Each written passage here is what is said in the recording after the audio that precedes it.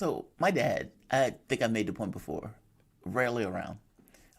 Few and far between the times that we hung out, were together, or spent any length of time together.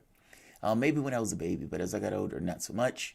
And it was one of those things where he never thought that the kid needed a dad as the kid was growing up. At least that's the excuse that he gave. I'm not quite sure if he actually believed that or if that was the thing that he was saying in order to cover the fact that that's what he was doing. Either way, I got somewhat gristled about this, and I got into the habit of, well, if you don't want to see me, then you don't have to see me. Let's call this a day. You don't have to worry yourself with me at all. And I kind of went with this attitude that part of my life was unnecessary, and move on from there. The thing is, my dad was one of the most affable people that you would ever meet, and it is difficult to be around him without liking him. He's just that type of person. And so it's like if you're around him, that stuff doesn't necessarily last all that long. As I got older, I got beyond this, and I thought to myself that, there needs to be some level of a relationship, even if it's not necessarily the defined one by societal standards. And for the most part of that, I didn't necessarily think he cared that much as comparison to some of the other kids. He was a Rolling Stone, never married. He ends up at the later part of life getting married. The reason I'm mentioning this and bringing this up is because one day he comes over to the house out of the blue, and we're at my grandmother's, and he sits at the table, and he says that he has his diabetes, and that the amount of insulin, I don't mean to laugh, I'm sorry, that he was taking all of the insulin and everything else, that his sugar level was extremely high, that he was ill. And keep in mind, I was ill at 17. So at the point where I got ill, he still wasn't around. In fact, there were times where they were about to fire my mom because of the amount of times that she was away with me, either in the hospital, some kind of emergency room, or some kind of medical situation.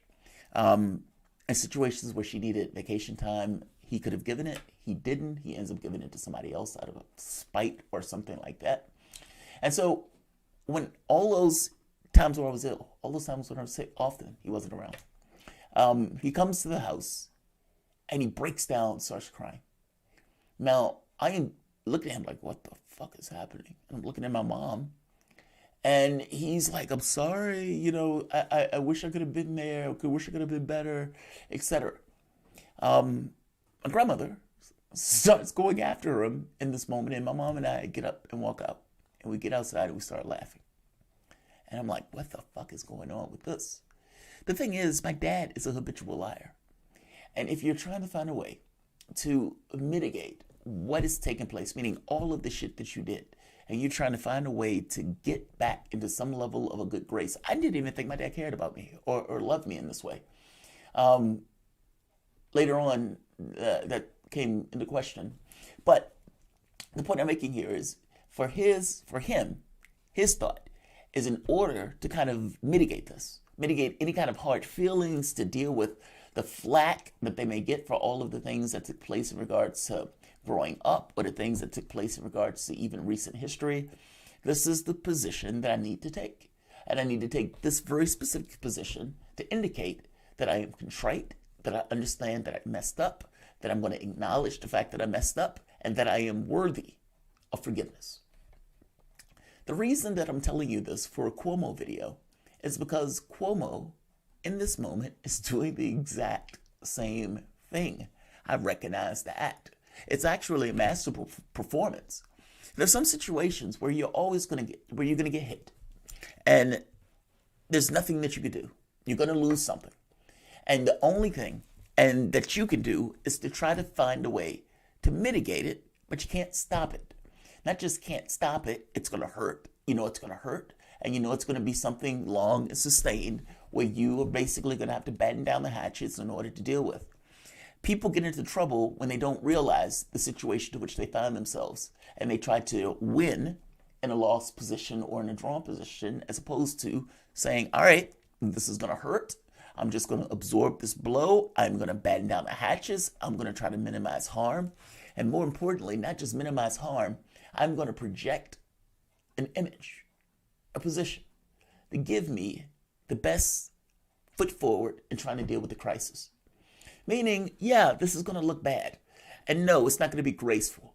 But yes, I'm going to try to make it through, and I'm going to just deal with whatever I'm dealing with. From the standpoint of a person trying to deal with this from a public relations standpoint, Cuomo comes out. He, again, pulls back the position where he was before.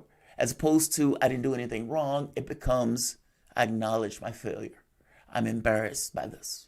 I'm contrite. He looks like he's trying to force himself to cry. And in addition to trying to force himself to cry, makes the point of like, look, I've done things, I might have pushed boundaries and so forth, but I have never put my hands on anybody. Again, this is the whole point, to seem contrite, acknowledge the error, and more importantly, be worthy of forgiveness by the audience. By the same token, he's doing this without necessarily acknowledging anything that he did, other than maybe making people uncomfortable, whatever that means. So I'm going to show you the video. He looks into the camera and what I would call a masterful political performance, hitting all the notes that you would need to hit if you were in a situation where you had multiple women coming out saying that you harassed them or put them in greatly uncomfortable situations. No, he says nothing about the dead grandmas, the slain grandmas that basically were stuffed into the cupboards so he could avoid a federal investigation. That's not being addressed in this particular video.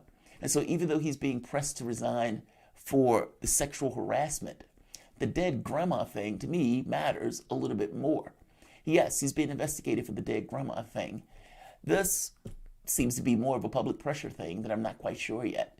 There's Letitia James is going to choose the person who's going to be investigating Cuomo on these charges.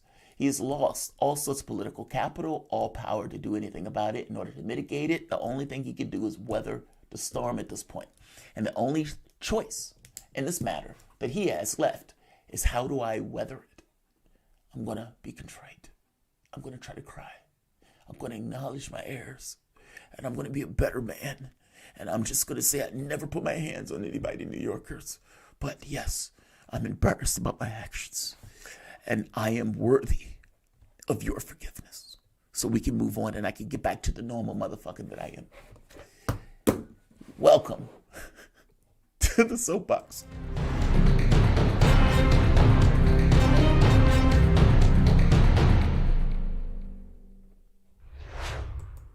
My name is Jamarl Thomas. This is the Progressive Soapbox. Guys, if you dig this content, please like, share, and subscribe. You can always support this content through PayPal or Patreon. This content is brought to you by you, and I appreciate you, the opportunity that you allow for Jesus Christ. I appreciate that you allow me the opportunity to do it. Cuomo, this is not the alpha man.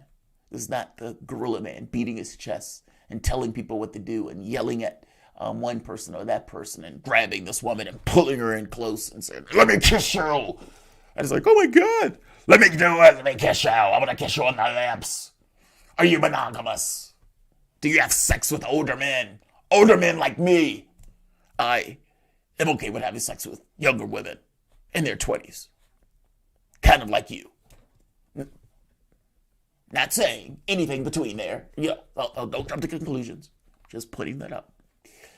But let's hear Cuomo answer the charges against him.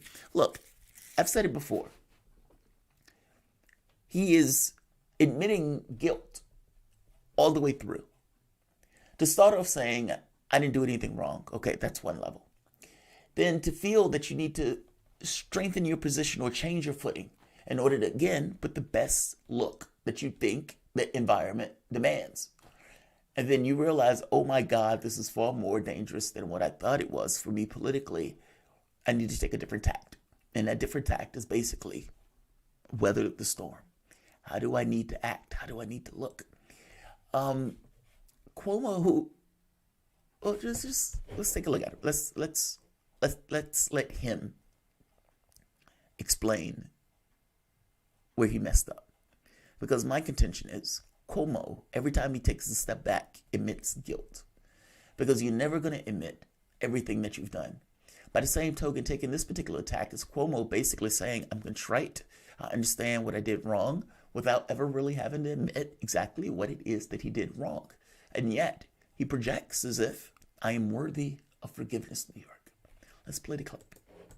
I want to address the recent allegations that have been made against me.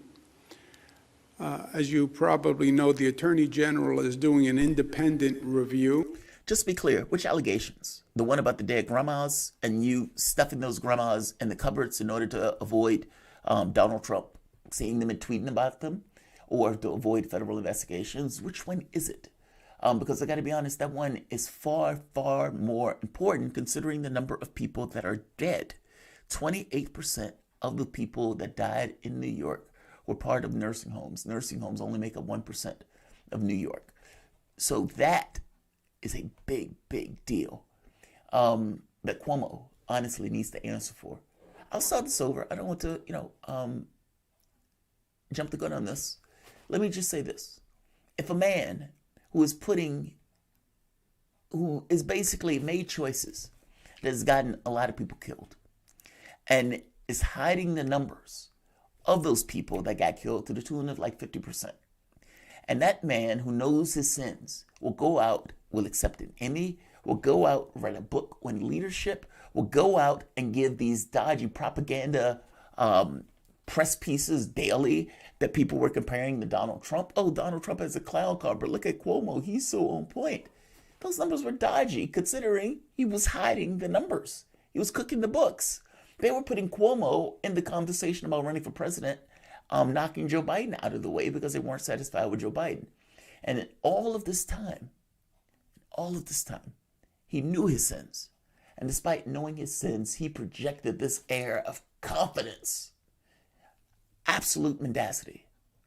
So if you're asking me, would that person be the person, the bully that they know him to be, to also be somewhat of a chauvinist? Yeah, I wouldn't be shocked in the least. And would he lie about it after? If it saves his political bacon, damn right he will. But I don't know that as a flat fact, so can't say it that way. Let's hear him answer his accusers. I want to address the recent allegations that have been made against me. As you probably know, the Attorney General is doing an independent review, and I will fully cooperate with that review. Now, the lawyers say I shouldn't say anything when you have a pending review until that review is over. I understand that. I'm a lawyer, too.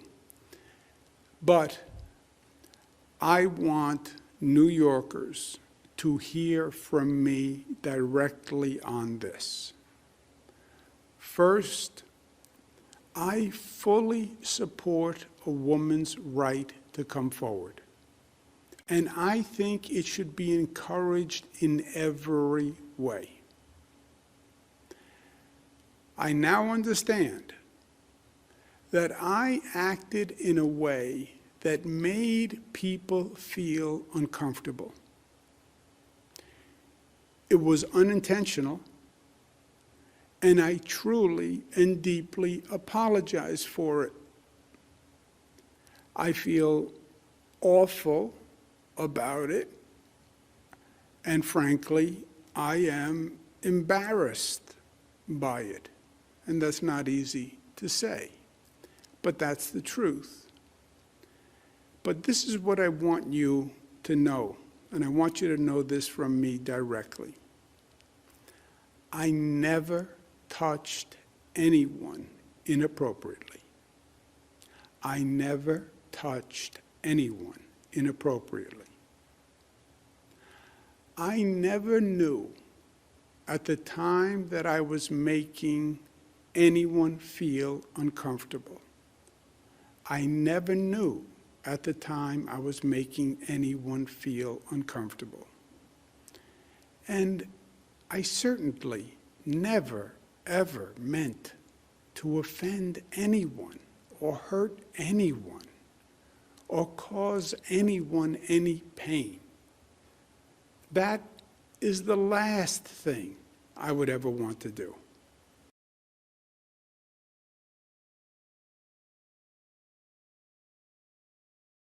I never meant to hurt anyone. I never meant to cause anybody pain. That is the last thing I want to do with this. Cry. Think of something horrible. Kick it to the nuts. I never meant to do this. I never meant to hurt anybody. I just wanted some ass. That's all I wanted. I just wanted some ass. Can an elderly man, get some ass? I never knew that this was hurting other people. I never knew that the women were uncomfortable. I couldn't see it on their face. I couldn't see it in the way that they responded to me when I said or did these things. When I put my hand on her back and she pushed it off and I said, "That's aggressive. That's aggressive. You pushing my hand away from you like that? What do you mean I can't touch you inappropriately? Fucking, I'm Cuomo. I'm governor of New York. Get over here. Can I kiss you? I want to kiss your lips. I want to kiss your beautiful young lips." She said she was like bewildered by this. Like, what the fuck just happened? She had no idea. Yeah, this is going to be investigated. And, who knows? Cuomo has a circle of things that are around him at this point. But he is still basically saying, I will not resign. He's not going anywhere. And so he is going to try to weather the storm and still be the governor of New York. What Democrats are going to do? That's the question. You've already had some Democrats trying to strip him of the powers that he was given during the coronavirus. But are they going to go further than that? Are they going to call for impeachment? What are Democrats going to do? And what does this mean for politics in New York when this guy has been basically the dominating force of politics in New York? Every bit as much as Angela Merkel in Germany, he has been the dominating force of politics in New York. What happens after Cuomo? And here, I don't want this one to be long. I just wanted to give Cuomo his 2 cents in order to speak to, address the audience, address the crowd. Clearly, I don't buy it. But my experiences could be lying to me. But my experience tells me that this is an act, that the tears are part of the act, that the look of contrition is part of the act, that he probably practiced it day after day in order to get it just right for this particular moment. And I would argue that he nailed it. This is exactly how he wants to project. Now, it does look like he's trying to force himself to cry, my assessment. And I have to believe that this hurts him so deeply that he's almost brought to tears by it. Look, it's a nice touch. And if you're a Cuomo and you have, these dead grandmas that are basically coming out of the woodwork, and you have people who are basically saying that you sexually molested them, and you have harassed them, and you have another guy who basically said you bullied him to the point where his wife was shaking for like an hour afterwards. You're being surrounded. You got to do something extravagant. Cuomo with tears. Did you ever think you would hear that? And that's kind of the point. This is the extravagance. This is the nuclear option. I'm going to go out there and cry.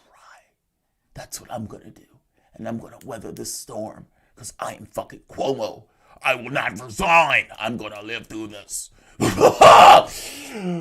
I'm so sorry. I'm embarrassed. I'm so embarrassed. I don't buy this. I mean, there's a question of how do you know people are contrite? And how do you know when people have this kind of honest, deep felt acknowledgement of something in them that changed as a result of some kind of external thing? I don't know how you get to the center of the pudding pop in that one. And I would say over the course of a few days, I don't entirely buy it. I could be entirely wrong, so fair enough. But if I err on the side of anything, I'm going to err on the side that this mofo is lying and making this shit up. And he is probably guilty of something. The question is, what is he guilty of? Because like I said before, several days ago, that the moment that he changed the story, well, he changed the story for a reason, in order to get the best footing possible, in order to deal with the allegations that were going to be leveled at him. He knows the allegations. He knows his sins. And now it's gone to this. I'm sorry. I'm embarrassed. I feel awful about this. I feel so awful about this. I am going to just sit here and weep. Watch. I'm going to do this for like 5 minutes. I'm just going to cry. Watch. Hey, just that's 5 minutes. Yeah. Nuclear option. Call me cynical, call me a hard ass, but like I said, I've seen that act before. So I'm just saying. Like, share, and subscribe. Thanks all.